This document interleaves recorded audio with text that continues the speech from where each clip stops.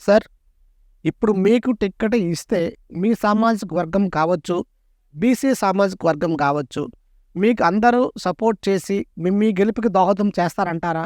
ఎందుకు అడుగుతున్నానంటే, రీసెంట్‌గా తెలంగాణలో జరిగిన ఎలక్షన్స్ చూసుకుంటే అందరూ టీఆర్ఎస్ మీన్స్ బీఆర్ఎస్ వస్తుంది అనుకున్నారు. కానీ అనూహ్యంగా కాంగ్రెస్ విజయం సాధించింది. అలాగే ఆంధ్రప్రదేశ్ జనాలు కూడా వైఎస్ఆర్‌సీపీతో విసుగు చెంది మీకు అంటే టీడీపీకి సపోర్ట్ చేసి మీ గెలుపుకి దోహదం చేస్తారంటారా? వాళ్ళు ఎంతవరకు మీకు మీ వెంట ఉంటారని మీరు అనుకుంటున్నారు చెప్పండి? నేను కూడా చాలా చాలా మంది దగ్గర అంటే నేను హైదరాబాద్‌లో జాబ్ చేశాను. 2004 నుంచి 2007 వరకు. ఇప్పుడు కూడా నాకు ఫ్రెండ్స్ ఉన్నారు హైదరాబాద్‌లో అన్ని ఏరియాలో ఉన్నారు. వాళ్ళందరిని నేను ఫీడ్‌బ్యాక్ అడిగాను.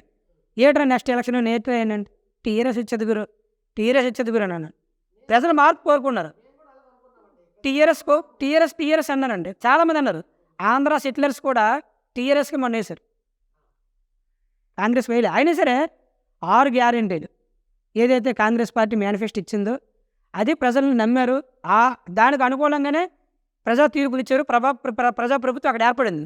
అట్ ద సేమ్ టైం ఎక్కడ కూడా చంద్రబాబు నాయుడు ప్రవేశపెట్టినటువంటి బాబు షూరిటీ భవిష్యత్ గ్యారెంటీ పథకాలు ఏవైతే ఉన్నాయో ఖచ్చితంగా మార్పు ప్రజల్లో వస్తుంది. మన మహానాడులో చంద్రబాబు నాయుడు గారు మినీ మేనిఫెస్టో విడుదల చేశారు. బాబు షూరిటీ కింద 6 పథకాలు 18 సంవత్సరాల నుంచి 59 సంవత్సరాలు ఉన్నటువంటి మహిళలకు ఎవరికైనా నెలకి 1500 రూపాయలు. అలాగే అమ్మఒడి ఇంట్లో ఇద్దరు ముగ్గురుంటే ముగ్గురు వాళ్ళు కూడా సంవత్సరానికి 15,000 రూపాయలు. అలాగే బస్ ఫ్రీ మహిళలందరికీ. అలాగే ఉచిత సిలిండర్ 3 సిలిండర్లు ప్రతి ఇంటికి సిలిండర్లు కావచ్చు. ముఖ్యంగా యువతకి ఉద్యోగం వచ్చిన ద్వారా తల్లిదండ్రుల మీద ఆధారపడకూడదు, తల్లిదండ్రులకి భారం కాకూడదని చంద్రబాబు నాయుడు గారు బాగా ఆలోచించి యువతకి మెయిన్ 3,000 రూపాయలు ఆర్థిక సాయం. వాళ్ళు బుక్స్ కొనుక్కోవడానికి కానీ ఏదైనా కోచింగ్కి వెళ్ళడానికి దానికి సరిపడే ఎంతో కొంత అది అన్ని సంవత్సరానికి అదగా 36,000 రూపాయలు దగ్గర అవుతుంది.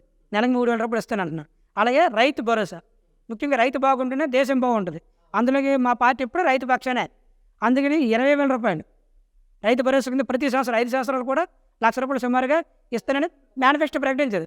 సో ఇది ఒకటే చాలు తెలుగుదేశం పార్టీ అధికారులు రేపు రాబోయాడు. సో దీనికి అనుకూలంగానే రేపు తెలుగుదేశం పార్టీ నుంచి ఎవరు పోటీ చేసినా గెలుస్తారని ఒక నమ్మకం ప్రతి ఒక్కరిలో వచ్చింది. అదే పార్వతీపురానికి వస్తే మాత్రం కంపల్సరీ గెలుస్తుందండి. కానీ ఇక్కడ క్యాండిడేట్ ఒకటే వీక్ అని మా అభిప్రాయం.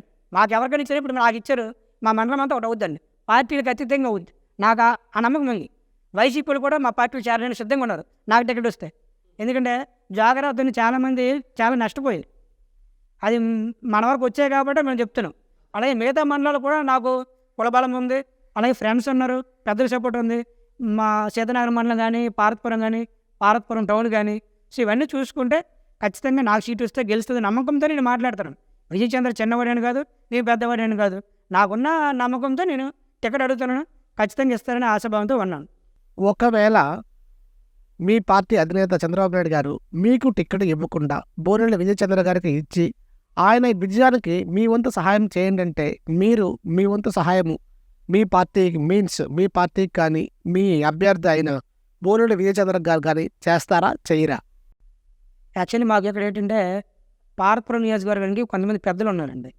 ముఖ్యంగా మా మండలానికి వస్తే కళ వెంకటరావు గారు, అలాగే బేబీనేని గారు మాకు ఆయన దేవుడి కన్నా ఎక్కువ. అలాగే తార్పడి జగదీష్ గారు. సో వీళ్ళు అభ్యర్థి ఎవరైనా సరే భుజస్కంధాల మీద వేసుకొని గెలిపించడానికి ముఖ్య కారకులు వీళ్ళే.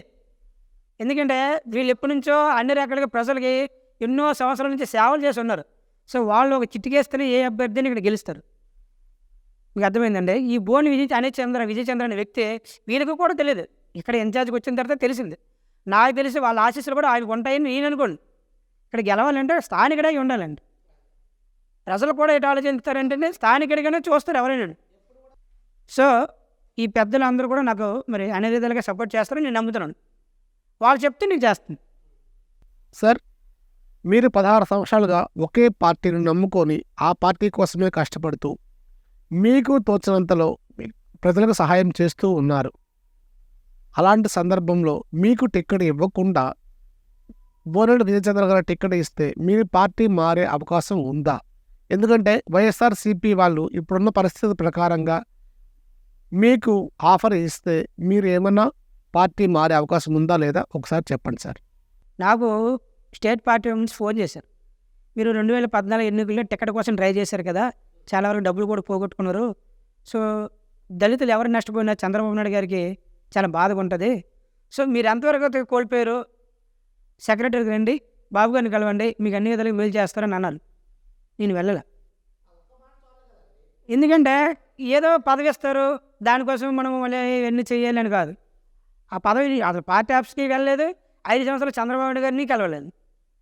ఆయన పాదయాత్ర చేసిన 2012లో నా కుటుంబం, నా పాప, నేను, మా ఆవిడ వారం రోజులు తిరిగాను. 2 లక్షలు ఖర్చింది ఆ రోజు. తర్వాత నాకు సీట్ ఇవ్వాల. ఆయన పార్టీలో అన్నాడు. 14లో సీటు ట్రై చేశానండి. నాకు ఒక పెద్ద లీడర్ ఫోన్ చేశారు, కలవమని చెప్పారు ముఖ్యమంత్రి గారిని. నేను కలవలేదు. నా వ్యాపారం నేను చూసుకున్నాను, కలవలేదు. మాదంతా ఈ పెద్ద లీడర్లు ఉన్నారు, బేబీ నాయుడు గారు కానీ, వీళ్ళే మనకి ఏదైనా చేయాలండి. అక్కడికి వెళ్ళి మనం అడిగేస్తాము, చేసేస్తామంటే అది ప్రొసీజర్ కూడా కాదు. ఏదైనా పార్టీ నుంచి మనకు రావాలండి. ఒకటండి, నా వరకు ఎస్ఏ వాళ్ళలో పోల్చుకుంటే నేను తెలుగుదేశం పార్టీకి చాలా చేశాను. అంటే నా వ్యక్తిగతంగా అనుకోకూడదు, పార్టీ కోసం నేను చేసి ఉంటాను. గుడ్లకి దానాలు చేశాను, వ్యక్తిగతంగా చాలామందికి చేశాను, చెప్పకూడదు. అందులో విలేకరులు కావచ్చు, మా లీడర్లు కూడా కావచ్చు. అలాగే కొన్ని పేదవాళ్ళకి దుప్పట్లు, ప్రతి ఎన్టీఆర్ వర్ధంతికి దుప్పట్లు పంచుతానండి. అలాగే మా మండలంలో మా మండల పార్టీ ప్రెసిడెంట్తో కలిపి అన్నా క్యాంటీన్లు పెట్టామండి. చంద్రబాబు నాయుడు గారు ఒక పిలుపునిచ్చారు, వరద బాధ్యతల్ని, గోదావరి వరద బాధ్యతలకి తెలుగుదేశం పార్టీ కార్యకర్తలు కానీ లీడర్లు కానీ సహకారాలు అందించానని అంటే, ఆ పిలుపు కోసమని నేను మా మండల పార్టీ ప్రెసిడెంట్ 5 లక్షల రూపాయల సరుకు అక్కడికి వెళ్ళి పంచాం పేద ప్రజలకి, మా తరపు నుంచి. అలాగే మహానాడు, మొన్న 2022లో జరిగిన 23లో జరిగిన మహానాడుకి మా కార్యకర్తల్ని చంద్రబాబు నాయుడు గారు జరిపిన మహానాడు అంటే తెలుగుదేశం పార్టీ ఒక పెద్ద పండుగ. దానికి మా సొంత నిధులతో బస్సు పెట్టుకోవడం మేము. అలాగే వాళ్ళకి మంచి చర్యలు అన్నీ మేము చూసుకున్నాం. ఇప్పుడు ఎస్ఓలని ఎవరు ఇవన్నీ పెట్టడండి, ఇన్ఛార్జ్ పెట్టుకోలేవి. అప్పుడున్న మాకున్న ఇన్ఛార్జి కొన్ని కారణాలు అవ్వచ్చు, లేకపోవచ్చు, ఇంతగా చేయలేదు ఆయన. నేను చేశాను. ఒకటి ఆశించవచ్చు, టికెట్ ఆశించవచ్చు, ఇవ్వచ్చు, కానీ నేను చేశాను. నేనైతే చాలా కార్యక్రమాలు చేశానండి. పార్టీ కోసం తిరిగాను, చాలా వరకు తిరిగాను, అన్ని విలేజ్లు తిరిగాను.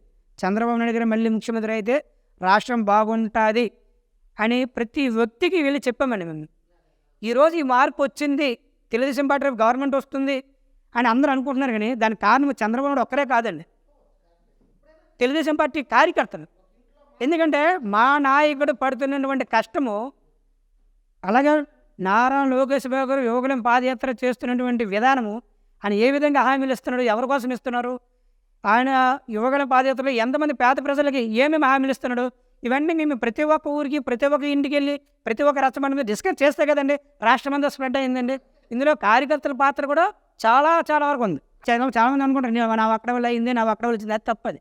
10 మంది మేము కలిస్తేనే ఏదైనా సక్సెస్ చేయగలం. రాముడు లాంటిడే అసలు దాటలేదు. ఎంతమంది ఓనర్ సైన్యం ఉంటేనే అవతల ఒడ్డుకి దాటారు. ఆయన వాళ్ళు ఒక్కడి వల్లే కాదు, దేవుడు అయితే అవ్వచ్చు, కానీ ఓనర్ సైన్యం ఆ రోజు హనుమంతుల రూపంలో చాలామంది సైన్యం ఉండబట్టే కదండి ఆ వారద పిచ్చి ద్వారా వచ్చి చేరగలిగారు. దేవుడిని మాత్రం డైరెక్ట్గా వెళ్ళిపోలేదు కదా. అలాగే అధికారంలోకి రావాలనుకున్నా సరే కార్యకర్తలు, లోకల్ లీడర్లు, గ్రామ లీడర్లు, అలాగే నియోజకవర్గ స్థాయి లీడర్లు అందరూ కలిసి పనిచేస్తేనే ఏ అభ్యర్థిని గెలుస్తాడు, ఎవరైనా ముఖ్యమంత్రి అవుతారు. ఖచ్చితంగా రేపు తెలుగుదేశం పార్టీ నుంచి ఇక్కడ నాకు టికెట్ ఇస్తే విన్ అవుతాం, చంద్రబాబు నాయుడు గారిని ముఖ్యమంత్రిగా చూడాలని మా కోరిక. థ్యాంక్స్.